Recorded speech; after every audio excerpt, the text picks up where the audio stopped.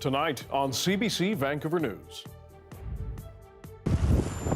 Winter hits BC and the South Coast, slowing down people and commutes.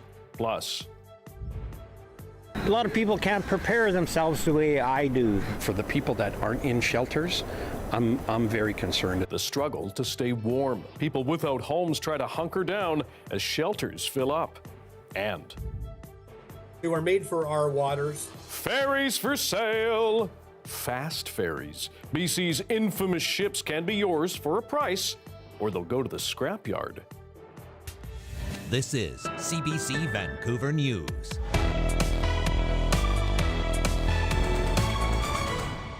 Hello, I'm Dan Burritt. Thanks for joining us. You may be trying to get through it, stuck in it, or waiting for someone because of it. Heavy snow and cold has hit parts of Metro Vancouver just before the afternoon commute. Across the region, there are major delays, crashes, and spinouts. Vancouver fire crews say dozens of cars have crashed in this city alone.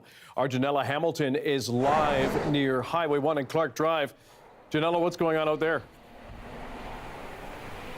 Well, Dan, the snow has paused for now, but commuter chaos is already in full swing. As you can see, absolute gridlock here at First Avenue and Clark Drive.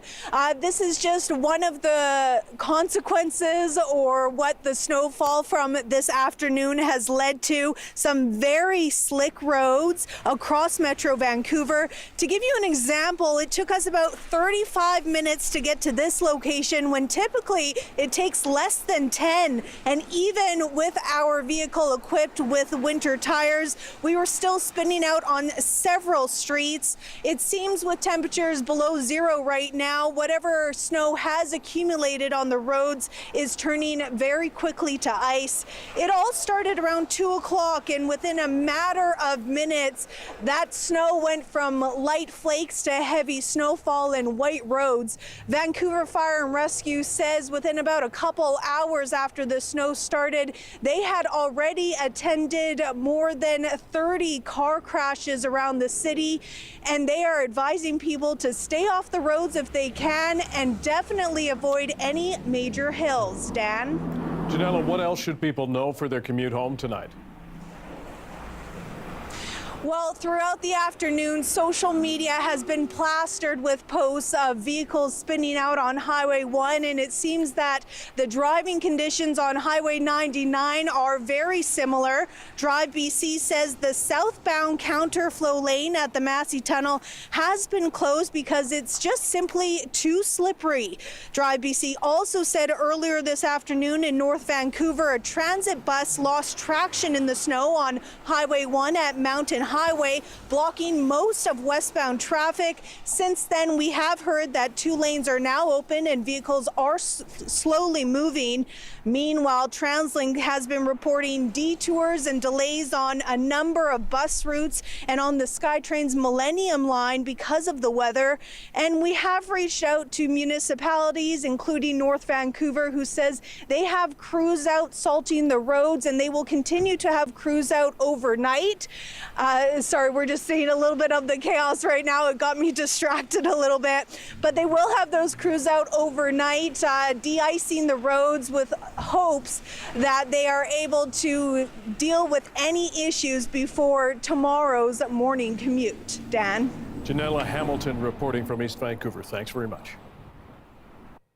TransLink is reminding transit users to be prepared for delays and slower service because of all this cold and snow. It's again encouraging customers to leave extra time for possible delays, dress warmly, check their route before you go, and sign up for transit alerts. Whenever we have freezing temperature in the forecast, we do what we can to mitigate any impacts on our system, and that includes things like spraying anti-icing solution on our trolley overhead wires and our SkyTrain power rails to make sure that the trolley buses keep moving and the trains can keep running. Lovegreen adds TransLink could also deploy 40-foot buses instead of the 60-foot ones, as those shorter ones are more agile in snowy conditions. Speaking of weather, Darius Madavi joins us now with a first look at the weather. What's next, sir? Well, the snow should continue tapering off overnight tonight, staying a little bit longer on the island because of the strait effect. But if we take a look at our weather watches and warnings, the story will continue to be the extreme cold right through the weekend. Don't expect many of these warnings here in BC to come down until Saturday night at the earliest. That's when that cold air starts heading out and moving east and south, so mostly heading into eastern Canada. But for the prairies, it will stick around a little bit longer. So we're a little bit more fortunate here. And again, those Arctic outflow warnings, wind chill will be especially pronounced on the coast, particularly on the North Island and for parts of the South Island and here in Metro Vancouver, because of those winds going 60 to 80 kilometers per hour, moving that Arctic air out to the Pacific. Now, if we look at our temperatures, you can watch that Arctic air continue to move down and then start to move east as we get into the weekend, but still expecting to see some very low temperatures for quite a while yet. And these are just the actual temperatures. We also have to take into account that wind. And with that, I have to say, I actually had to change the legend that I've been using for temperature because they're getting so low with these feels-like temperatures because it is getting so cold. Expect temperatures down to minus 50, feeling like minus 50 in parts of northern BC. And for places at higher elevations like Revelstoke and particularly Golden, temperatures will be very chilly as well. So be prepared for that. Meanwhile, in terms of the snow, fortunately, starting to taper off here in Metro Vancouver. But as that snow does move across the strait, it does pick up that warm, moist air from the ocean and then cause even more snow on other sides of the island. So potentially more snow coming to Nanaimo. But we'll have more info on that later this hour. Okay, Darius, thanks very much. Thank you.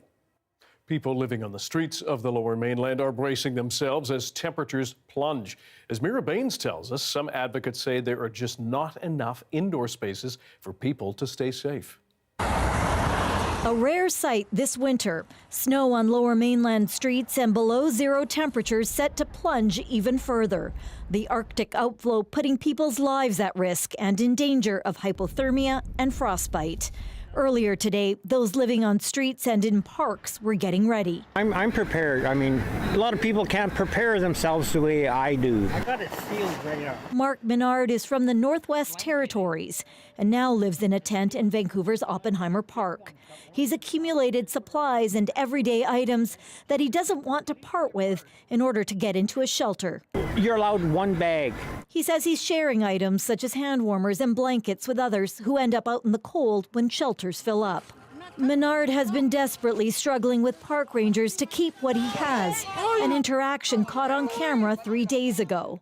Still, Vancouver's mayor says the city is doing all it can to help homeless people. Our people have been on the streets, so we have outreach workers.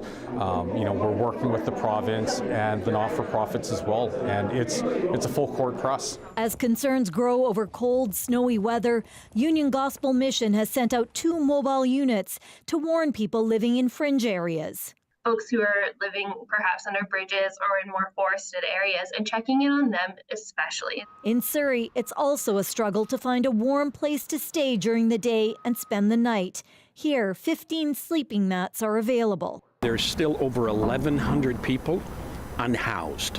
CEO of Surrey Urban Mission says the city has a shortage of shelter spaces there.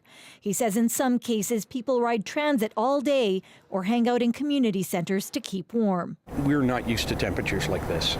And for the people that aren't in shelters, I'm very concerned as to what can happen. By Sunday's supposed to get better, but over these next 3 days, I'm very, very worried. Those concerns will only grow as temperatures plummet and snow continues to fall. Mira Baines, CBC News, Vancouver. Along with the cold and the snow came big waves today.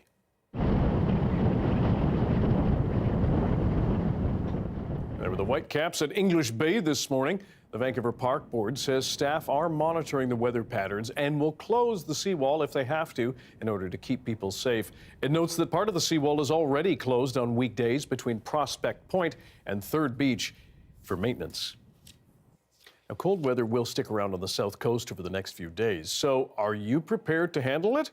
Michelle Gomez hit the streets to find out how people are preparing their homes and businesses. Basically we leave it like at a trickle, just like that.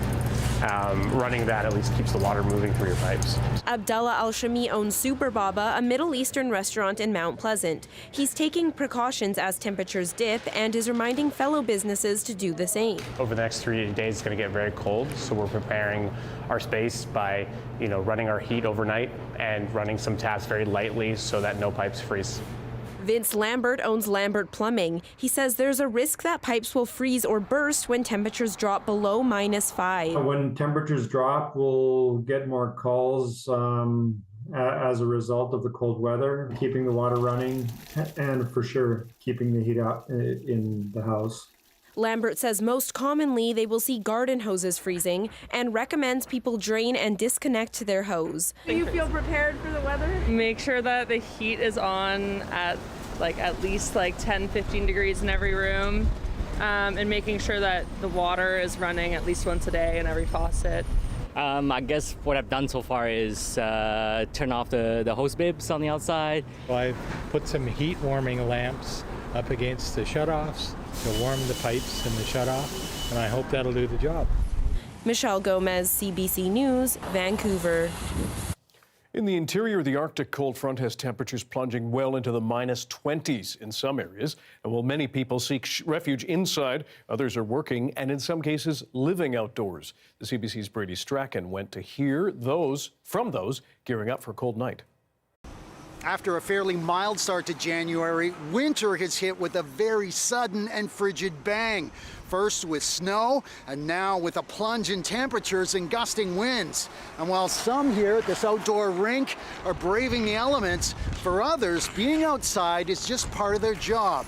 It's business as usual at this downtown construction site as workers spend hours in the cold and wind. My fingers tend to get cold. And that's probably the most uncomfortable part, is the fingertips, trying to keep those warm. The cold Arctic air brought snow to Kelowna earlier this week, but on Thursday, temperatures dropped into the double digits, along with fierce winds gusting through this tent encampment where an estimated 200 people are living outside. It's something the city of Kelowna says it has been preparing for. Starting last night here in the city, we had 3 warming buses established at our designated outdoor sheltering site. And that's in addition to very active distribution of warming supplies at that site and throughout the city by our frontline agencies. Further east in Cranbrook, an extreme cold warning has kept many inside.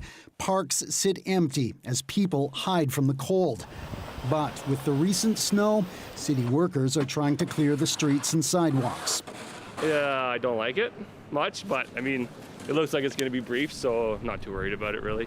In Prince George, the mercury plunged below -25 degrees. Despite the chill, many here are just getting on with it and going about their day. I think the snow is nice, but once it gets past -10, not a fan. As long as it's not windy, it doesn't bother me.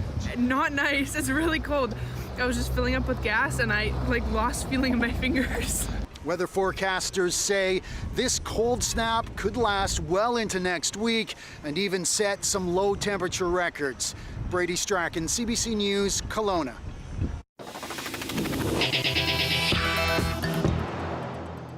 The city of Surrey is refusing to pay 10 recruits recently hired by the Surrey Police Service.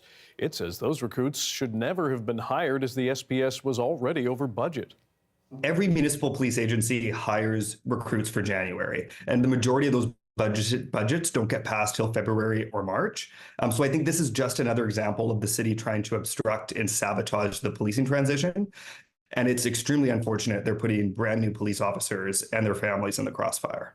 The city argues on December 19th it told SPS it was over budget by millions of dollars and couldn't hire anyone else. However, the 10 new recruits were hired at the end of December. The Surrey Police Union says it paid the 10, an amount it says came to around $18,000 in place of the city distributed salary. The RCMP's National Security Enforcement Team is looking into threats allegedly posted online against a Richmond MP by a former Army reservist.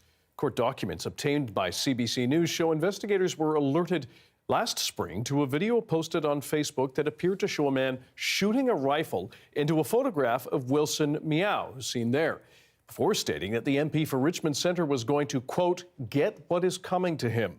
Police say they seized over a dozen guns from the 29-year-old suspect's home after they got a search warrant.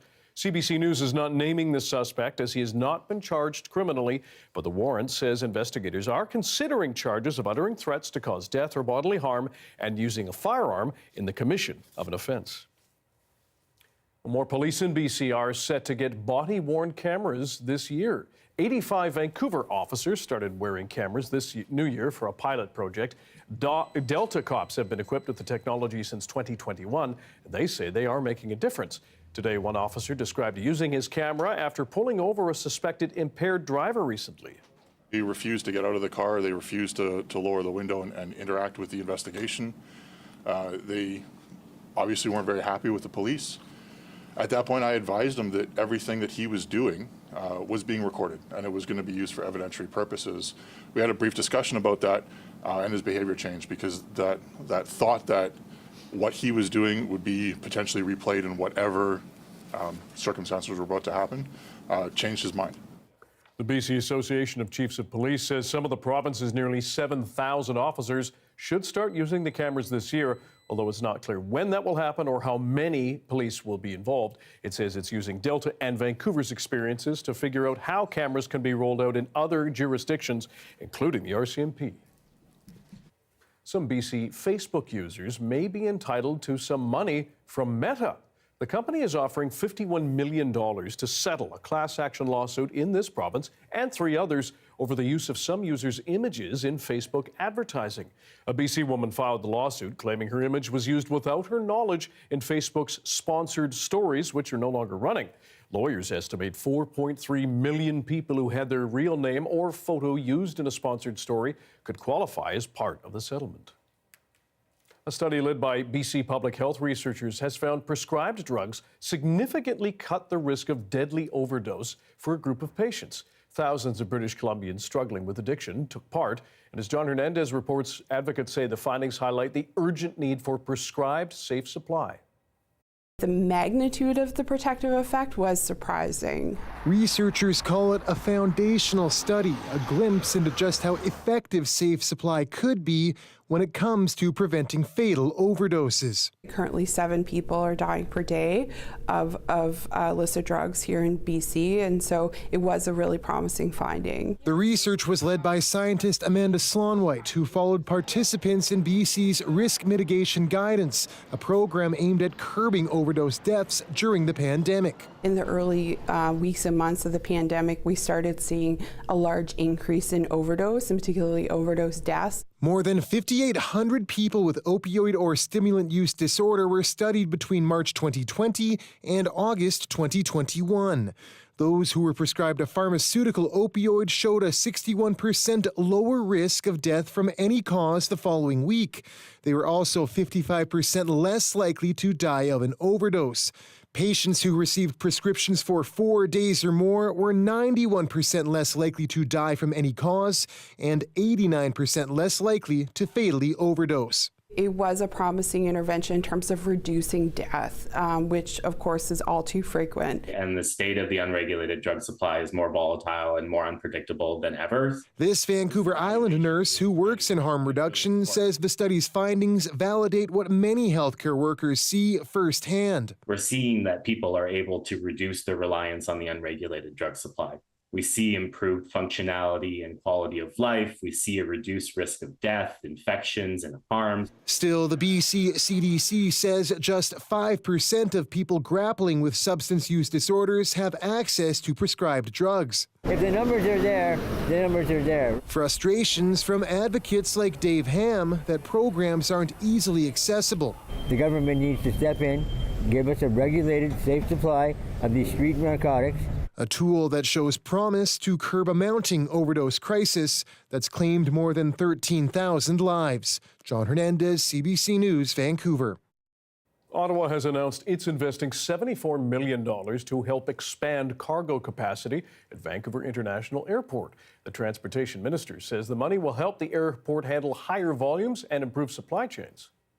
In total, it will boost the airport's cargo capacity by 160,000 metric tons, representing a $22 billion increase to Canada's trade potential annually. That's huge.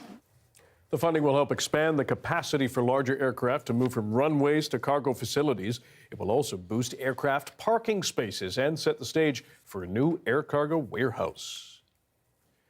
There are 3 ferries that haven't seen time in these waters for a long time. If you were part of the lucky few or unlucky few that got to ride them, This is either good news or bad. Maybe one day you will board them to cross the Salish Sea again, but as Justin McElroy explains, that's a big maybe. The most infamous boats in the history of British Columbia are on sale on Facebook Marketplace. And if they aren't bought, they'll be destroyed. This is a last-ditch effort. The Fast Cats. This is our first look inside one of them in more than 20 years. The snack bar and gift shop signs still intact. But there's a backstory here. In the 1990s, the BC government built these 3 catamarans intended to run on the Nanaimo to West Vancouver route. But they had plenty of issues right from the start, were hundreds of millions of dollars over budget, and became such a political headache that they were eventually sold for just $20 million, a fraction of what they were bought for. And now, they're back. I would love to see them be repurposed, whether it's back as a ferry or somebody using it as a private yacht. Here's the deal. Those ferries were eventually sold to an Abu Dhabi company, and now the Egyptian government has them. Apparently, they were set to be scrapped, but the Egyptian company contracted to get rid of them still thinks there could be life in those boats. They're not anywhere near their end of life. They're still in really good condition, other than maybe a paint job. And so, they're on Facebook. Now, that may just be marketing efforts, given the fact both Arthur's and the company stand to benefit if somebody bought them. And given their track record over the last 25 years, this could actually just be the end of the line. But consider this, the asking price for each boat is just $5 million, so you could get a piece of BC history for the same price as a basic home on Vancouver's west side. Justin McElroy, CBC News, Vancouver.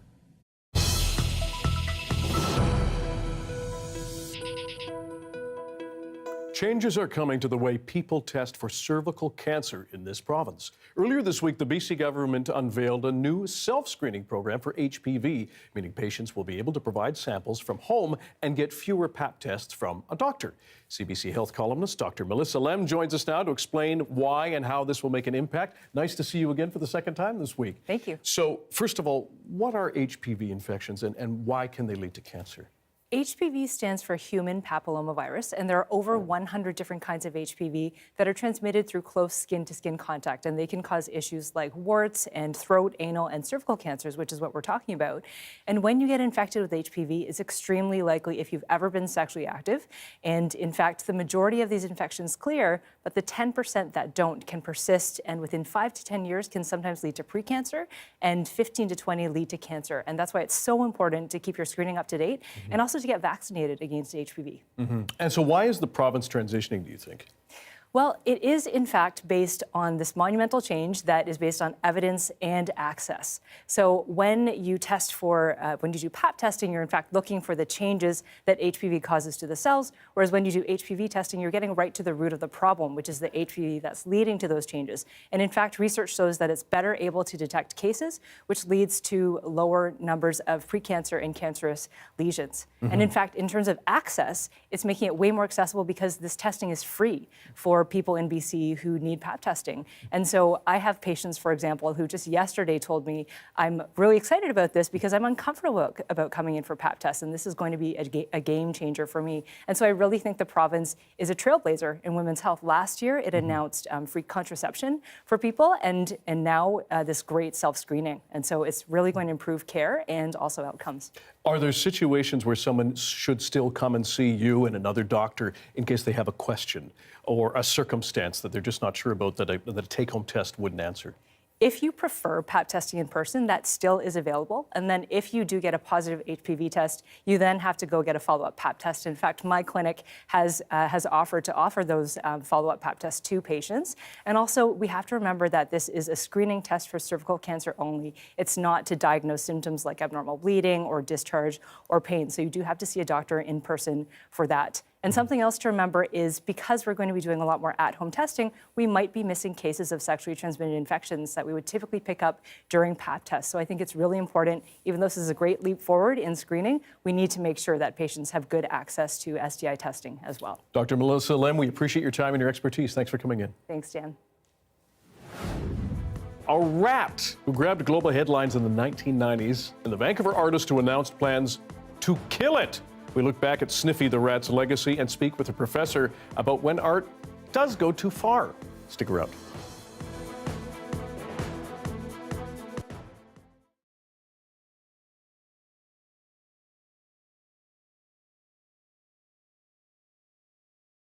Commercial-free live stream tonight. Thanks for watching our commercial-free live stream tonight. A brand of ice cream will soon be disappearing from store shelves. Wayne Thibodeau has the scoop tonight on why ADL is getting out of the retail ice cream game.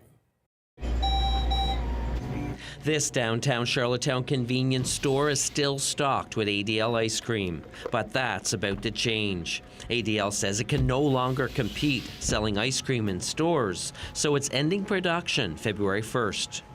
Everybody likes ADL. I mean, it's hometown proud, right? Lynn Ann McCormick of Surrey loves her grape nut and orange pineapple ice cream. And when she buys ice cream, it needs to be ADL. So when McCormick learned it will soon no longer be available in stores, she was shocked. We've had ADL on the island here for so many years, and now to just know that it's not here anymore. ADL, a farmer-owned cooperative based on the island, says it simply can't compete with big brands, offering ice cream loaded with brownies, chocolate bars, and candy. Less about the ice cream and more about the ingredient, and that's not been our strategy. Our strategy has been about the ice cream and the actual dairy in the product, and again, that declining sales and the way the market was headed, it was a logical move, painful move, and we understand consumers' frustration, but it's just where things are headed. It took steps to cut costs, including having Nova Scotia-based Scotsburn package its unique ice cream recipes. It also reduced sizes and dropped the number of flavors it produces from 20 to just 8. We've seen continued erosion of that business over the last 20 years. Ice cream represents less than 1% of the company's annual sales. ADL will now focus its business on milk, cheese, and butter, and its food distribution business, supplying stores and restaurants with frozen foods. I expect some people to be sad, because I know I am, but fear not. I mean, ADL vanilla is still going to be out there at the dairy bars, and there will be other ways to get it. It's going to be a pain in the butt. Every time I want to have strawberries and ice cream now, I have to go over to King Cora and get soft serve from the dairy bar. But I will find a way. Ice cream addicts, we have our ways, man. All this means unique ADL brands like orange pineapple and grape nut will start disappearing from store shelves starting next month. But ADL says it will continue to supply ice cream, both hard and soft serve, to island dairy bars. Wayne Thibodeau, CBC News, Charlottetown.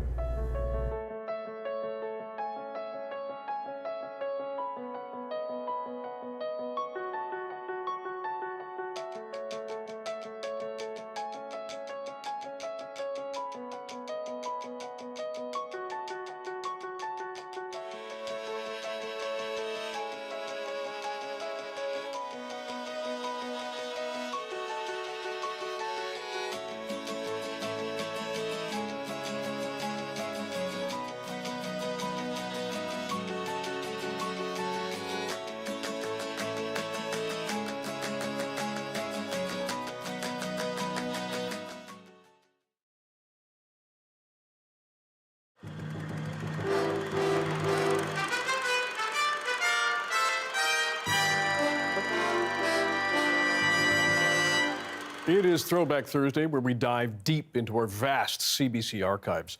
In 1990, a rat named Sniffy made international headlines after Vancouver artist Rick Gibson announced plans to kill him with a concrete block. The day the event was scheduled, animal rights activists stepped in and saved Sniffy's life. And as Karen Webb reported, they gave the artist quite the scare. I no longer have Sniffy. In the end, Sniffy wasn't snuffed. I have returned him to the pet store I rented him from. You're twisted, man. You're weird. However, the angry crowd of 300 that had gathered to stop artist Rick Gibson from killing Sniffy wasn't quite in the mood to forgive him. We should be getting you the idea to kill a small mouse. Well, you're can save Sniffy. I'm going to release that block. Yesterday, Gibson was saying he planned to use concrete blocks to squish Sniffy between two canvases, what he called performance art. And I think he also said it was a more humane death than being eaten alive by a snake, a possible fate for a pet store rodent. But then, earlier today, a militant animal rights group called Life Force stole his Sniffy squashing concrete blocks from the back of his van. He's that away. By this afternoon, Gibson was visibly frightened by the crowd. After his speech, he asked the crowd to disperse and tried to leave himself. Hey, you shouldn't drop a brick tag on your head, don't you think? But he didn't get far. As reporters tried to question him about the point of all of this, some angry protesters caught up with him. Let go right now. You guys, where's the cops?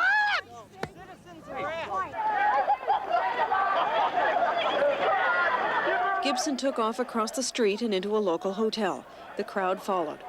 He ran behind the front desk for safety. Finally, at the request of the hotel manager, the police dispersed the crowd and Gibson was hustled out a side door.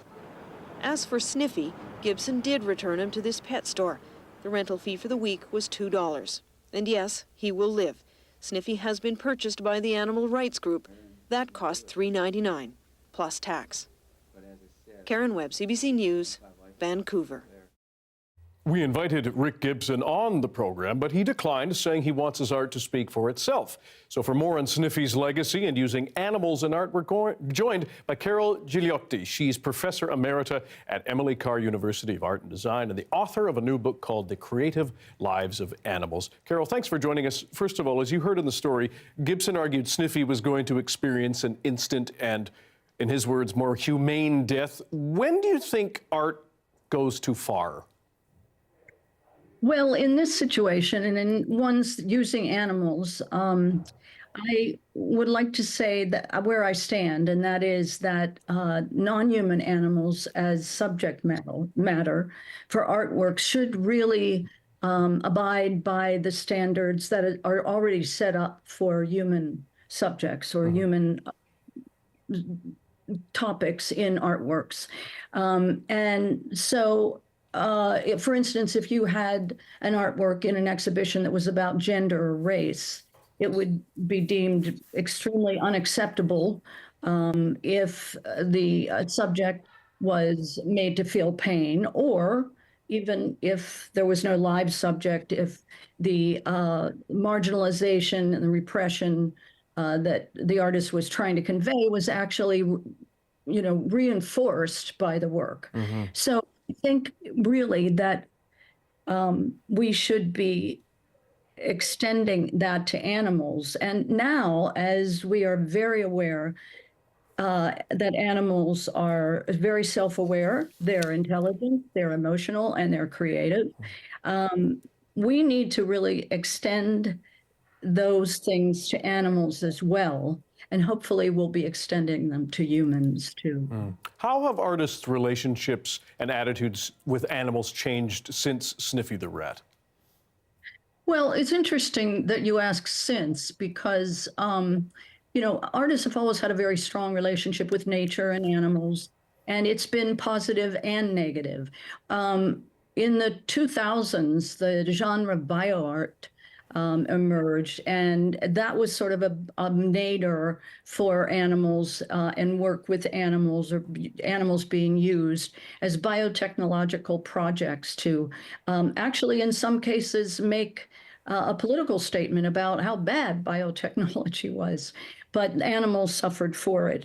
But, now I think in terms of species extinction and environmental collapse, unfortunately, artists are very aware of that, and I think we're seeing less and less of that, thank goodness. And Leslie, how do you think artists can and are sharing their points of view when it comes to animals without actually using an animal? Yeah, and I actually, I would like to just mention a few people. The first one is Vancouver's own Julie Andreev, whose work is all about a multi-species studio. So she works with animals, not in captivity and not forcing them to do anything. But one of the projects that you're able to see actually in Vancouver is Bird. I think it's called Bird Station. And she works with the birds in her neighborhood. Another artist that works with sound, and it's cross-species sound, is Catherine Clover from Australia. And she does all kinds of things, including performance, and involves all kinds of people. But that idea that animals do have language, and birds are often the animal that she works with. And the last one I think is really interesting because she's been around so long, and that's Australian again, Angela Singer, who uses dead animals, but uses them. She repurposes them, and they're all roadkill, or they are actual taxidermied animals, and she uses them actually to honor and respect the animal that was this being. And they're absolutely gorgeous. So I think things are changing quite a bit. Professor Emerita Carol Gigliotti, we appreciate your time and your expertise. Thank you. You're welcome. Thank you for having me. Ed Broadbent, the longtime leader of the NDP, has died. More on his life and legacy after the break.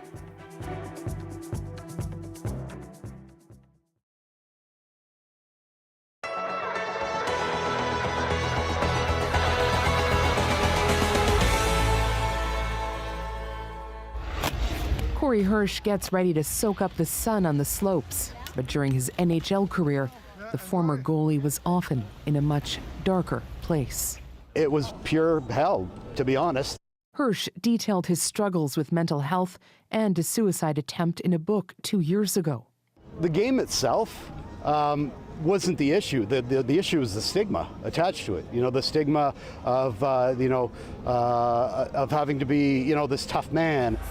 As more NHL players are starting to open up about the mental health challenges they face on and off the ice, its Players Association has launched First Line, a peer training program. The program aims to really increase the knowledge about common mental health issues, things like depression, anxiety, addiction, self-harm. Certainly we see this as a catalyst moment in focusing on and getting it right for our membership. So far, more than 20 players from 5 teams have taken the training. They wear this pin so players know they're a safe space, someone they can turn to and start the conversation. We're opening a door that hasn't been opened before. Blake Wheeler, who currently plays for the New York Rangers, took the training after opening up about his own struggles with mental health. The more willingness I had to get help and to talk to people and have conversations, the better my relationship with it became. I wish it was available when I played. Maybe I would have had a much longer career, and maybe I wouldn't have gone through the things that I went through. Hirsch says the program's fantastic, but needs to expand to make a real difference. But it needs to be a mandatory training, right at the start of training camp every year. And the coaches and executives have to be involved. But he says it's an important start in an uphill battle to change the culture. Katie Nicholson, CBC News, Toronto.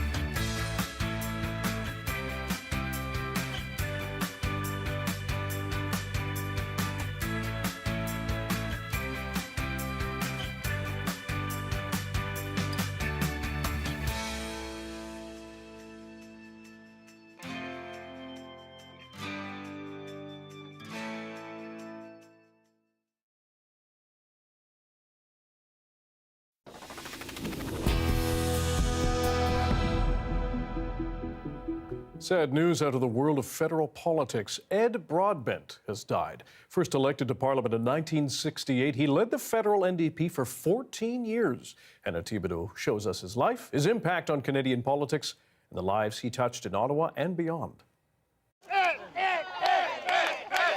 He was the type of politician Canadians felt they knew on a first-name basis. Ed Broadbent first ran for the NDP in 1968. He became leader in 1975.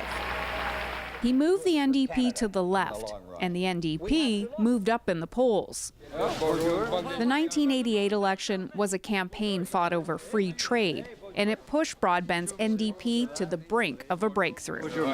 Canadians are not about to build a Canada on the values of John Turner's vision of Bay Street as a replacement for Brian Mulroney's Wall Street.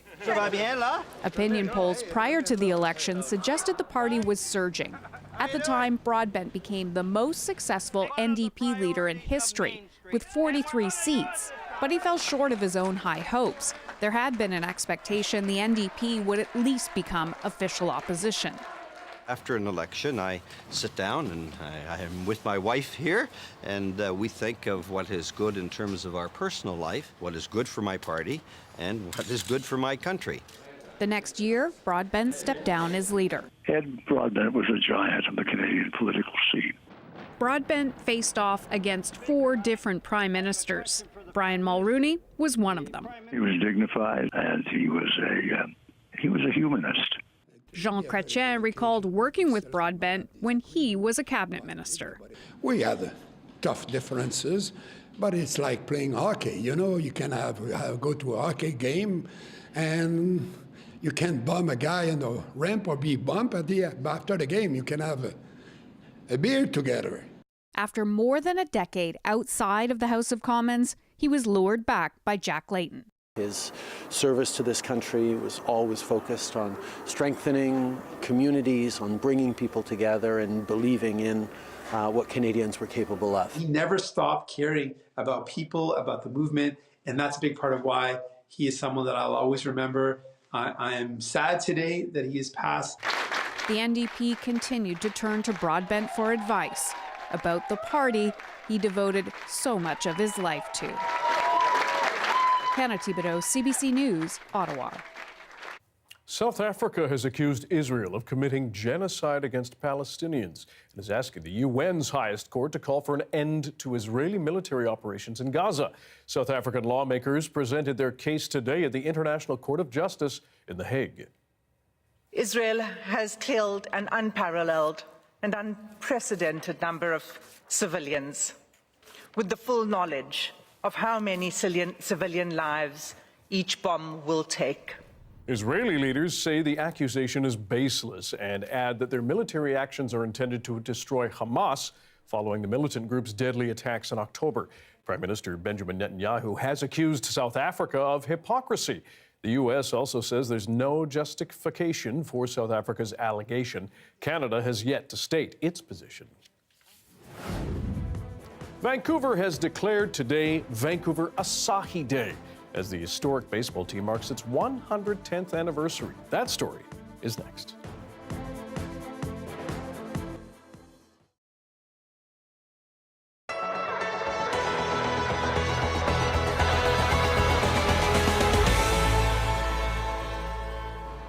As Canada races to build homes for its rapidly growing population, new documents obtained by the Canadian press show 2 years ago, Canada's Immigration Department was warned by its own staff. The country was at risk of making the housing crisis worse if it kept rapidly increasing the number of new Canadians it welcomed. Policymakers must understand the misalignment between population growth and housing supply, one document says. This is the kitchen. On a tour of new housing in southern Ontario, the Deputy Prime Minister was asked why Ottawa didn't heed the warning. Canada is probably the country in the world which is the most welcoming of new Canadians, which is the most welcoming of immigrants.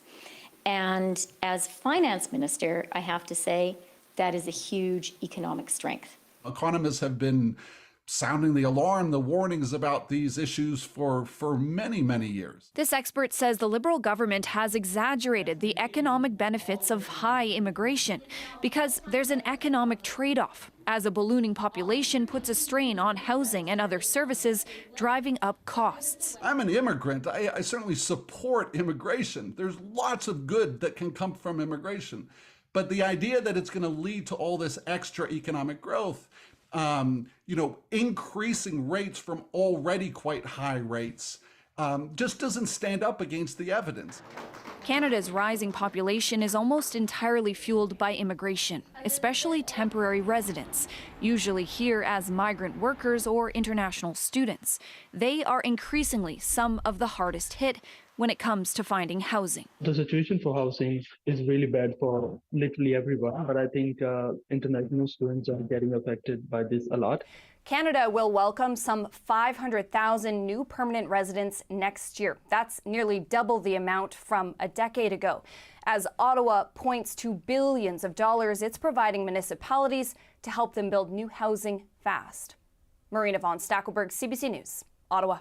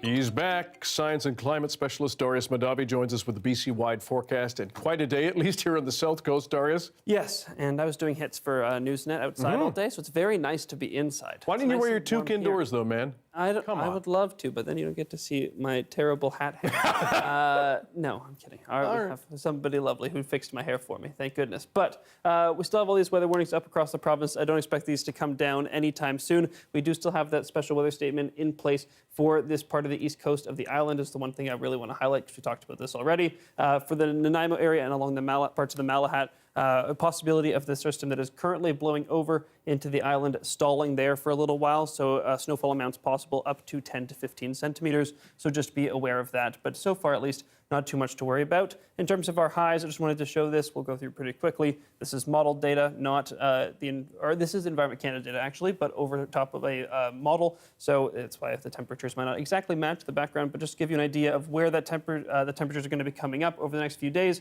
Friday, very chilly. Saturday, we start to see those temperatures move out. So parts of the coast start to get a little bit warmer, but still very cold in parts of the interior, and that will continue to roll out, bringing temperatures back up, even as they stay very cold into early next week in the prairies. Now, in terms of our lows, because that's also important, because it's going to be extremely cold. I think this is a weekend to stay inside if you're looking for an excuse to not go out. This is it, because temperatures extremely low right through the weekend, and our lows sticking around lower, as you'd expect, colder, longer than the highs. So still going to be in the negatives even here in Vancouver for quite a while yet, and our wind chill values as well feeling even colder across the province. Temperatures feeling as low as -40 in much of the interior, and here in Vancouver as well, going down to feeling like -20, which is extremely unusual, and I'm not looking forward to it. I thought I escaped these temperatures when I moved out west, but apparently not yet, not completely at least. Now, as this air mass does continue to move out, we start to rise. We can see those temperatures start to come up a little bit more, and we return to something more seasonal, but we probably won't see temperatures return to seasonal until mid to late next week at the earliest. And then in terms of our conditions, I just want to show the radar imagery one more time. Still a little bit of snow possible for parts of North Vancouver, but mostly moving across to the island. Here in this model, we can see where that snow might stall for a little while over Nanaimo and that southern east coast of the island for a little while yet. But besides that, we do have not much precipitation coming across the province, just sunny tomorrow and right through the weekend. So if you don't look at the temperature values, you might think it's a pretty nice one to be outside, but it won't be. And then our temperatures, again, very low here in Vancouver overnight, with those flurries ending and getting sunny tomorrow. But right through the weekend, chilly temperatures, and even once they come up, the precipitation returns. So not really a break. No nice time to be outside for the near future. Good advice. Thanks very much, Darius. Thanks, Dan. Vancouver's historic Asahi baseball team is marking its 110th anniversary. And to pay tribute to it, the city today declared Vancouver Asahi Day. The guest of honor was the team's only surviving player, Kai Kamenishi, who also just happens to be celebrating his 102nd birthday today. My name is Ed Kamenishi, and I'm the son of Kay Kamenishi. This is amazing. I mean, Dad's 102 years old. All these fancy credits have been given to him.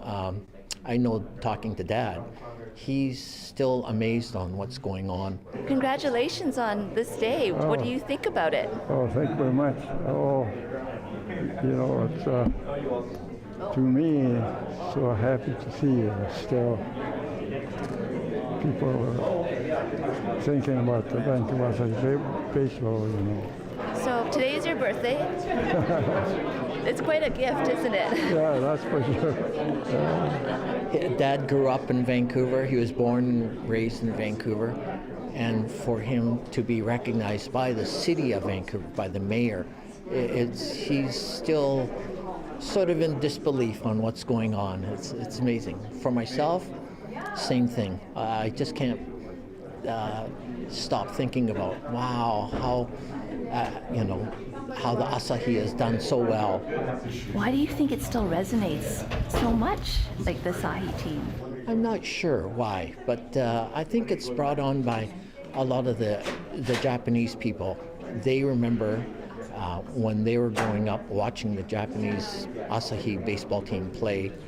And I think it represents the resiliency of the Japanese. Even though that they're up against more powerful players on the baseball diamond, they were able to still be able to overcome that and win the game. So it's amazing.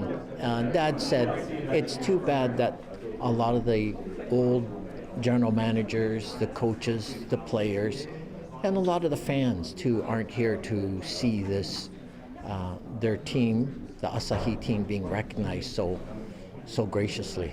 Yeah. Now, therefore, I, Ken Sim, Mayor of the City of Vancouver, on behalf of the City of Vancouver City Council and all of our teammates all across the city and the residents of Vancouver, do hereby proclaim the day of January the 11th, 2024 as Vancouver Asahi Day in the City of Vancouver.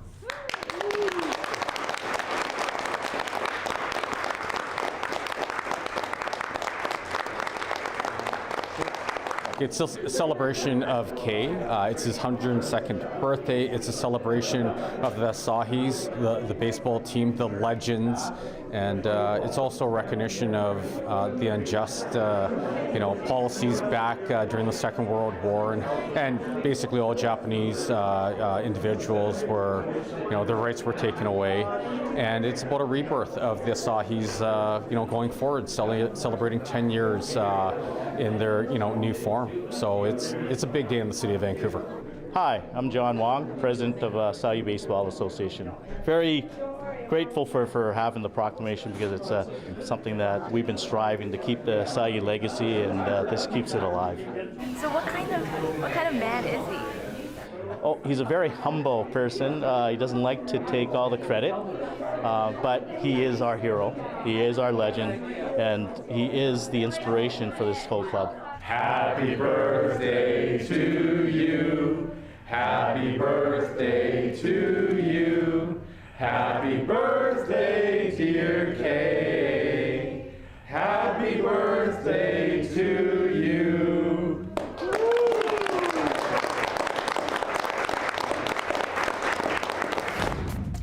Love it or hate it, the snow has arrived in BC. So whether you're planning a trip over the Coquihalla or just trying to get around town, we have some snow driving tips for you after the break.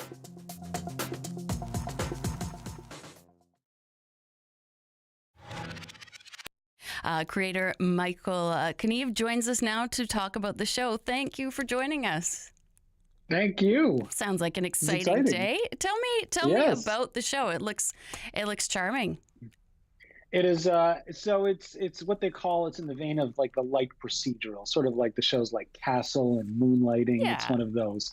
It's about a very charming con woman played by Vanessa Morgan, who plays the character of Max, who is partnered with a sort of down on his luck Detective Ellis, played by Giacomo Giannotti.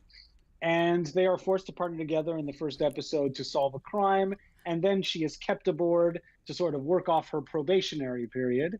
And they have to work together. So she can stay at a jail and he can then get back to a full-time desk of being a detective. I'm invested already. I imagine there's some certain sort of tension between these two very attractive characters.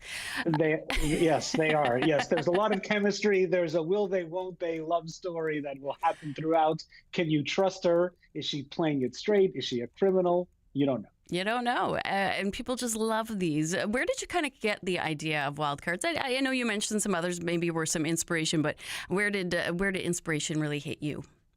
It's a genre that I really love. It's a genre that when I came up with it, just a few years ago, I noticed there weren't any of these shows on television, and there used to be a lot of them on TV.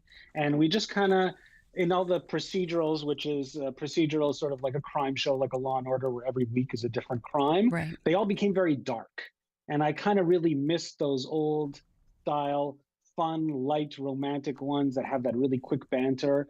And this really came to me originally from, long story short, I was watching one night, I found it on TV, the movie 48 Hours with Eddie Murphy and Nick Nolte, which was an old favorite of mine. Right. Although that's an R-rated movie. But I was like, this would be great. And then I had the idea of changing the Eddie Murphy character to just making it a woman, and changing to a will they, won't they kind of. And that's really that was the genesis of it. I love it. Now, we are very familiar with things being filmed here in Vancouver, and especially we have things filmed here at the CBC building all the time, but usually it's a stand-in for Toronto or New York or Detroit. You've actually set the show in Vancouver. What made you decide to do that? That's right. Well, it's a CBC show, so it's a Canadian show. True. And yes, most shows, as you guys know, in Vancouver, you film there. Everyone is filming all over Vancouver all the time. Everyone who knows it's Vancouver, but we're always looking for it to pop up in movies. Exactly. And for here, we really wanted, and I talked about it with them originally, and when I talked with CBC about it, there was nothing that was really set in Vancouver. They had shows that were Toronto. There's a lot of shows that are in the Maritimes, but there was nothing that was on the West Coast. Mm-hmm. And I was like, let's make it there. And I love the idea of being able to have this city. And because of the kind of show that it is, where part of sort of the fun part is that every week of the show is, every crime is really sort of inspired by a different piece of almost pop culture, like a famous movie or something. So like a nod to it.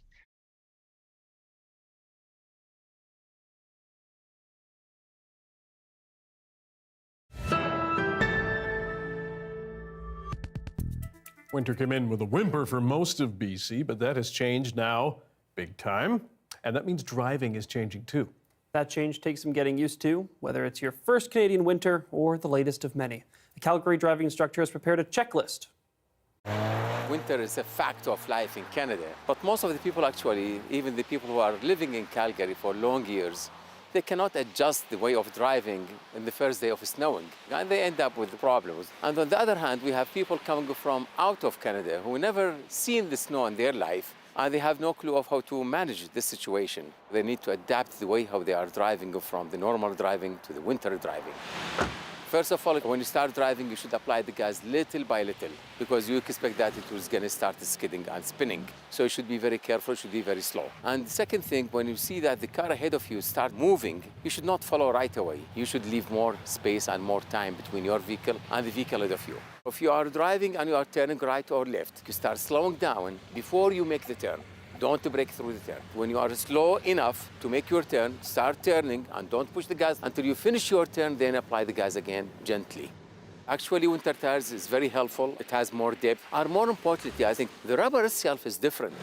It has been made in a way it will hold and make the traction between the tire and the road itself. In winter time, we do recommend to have extra cloth, extra blanket, have all the time a jug of windshield wipers, have all the time a shovel so that you can prepare yourself just in case it happened, you went off the ditch or for some situation, there is no help beside you, there is no connection for your cell phone, at least you can keep yourself warm till help will approach you.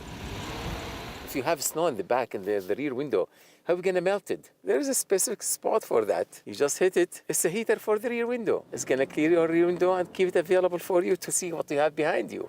The first day of snowing, every single year, we found 200 to 300 accidents. Why? Right? People won't think that it is cold. They're gonna turn the engine on, heat in the cabin. When they get inside the car, they find it is warm, it's nice. Yes, it is warm, but the tires is still cold. And the roads is still cold. They don't have that enough traction. You need to be very, very slow until you create that heat with your tires, until you create that friction or the traction between the tires and the asphalt. Some good advice. How do you find driving in the snow? In the winter, I should say. Right. It's not all bad. It's better than walking in the slush. But Is I mean, it? Okay. Yeah. You've been here in Vancouver your whole life, so I should be Yes, asking 23 you. years. I finally got winter tires, an absolute blessing. Also, if you can, brush the top of your car off. Don't be one of those doofuses that lets it blow into the back of everybody else on the road. And the best thing to do, just stay home. Yeah. Okay. That's the best. All right, thanks for being with us tonight on CBC Vancouver News at 6. You can watch this newscast on CBC Gem, our free app, as well as on YouTube and our website, cbc.ca/BC. We'll see you at 11 o'clock right after the National with the latest on the snow and the cold. Good night.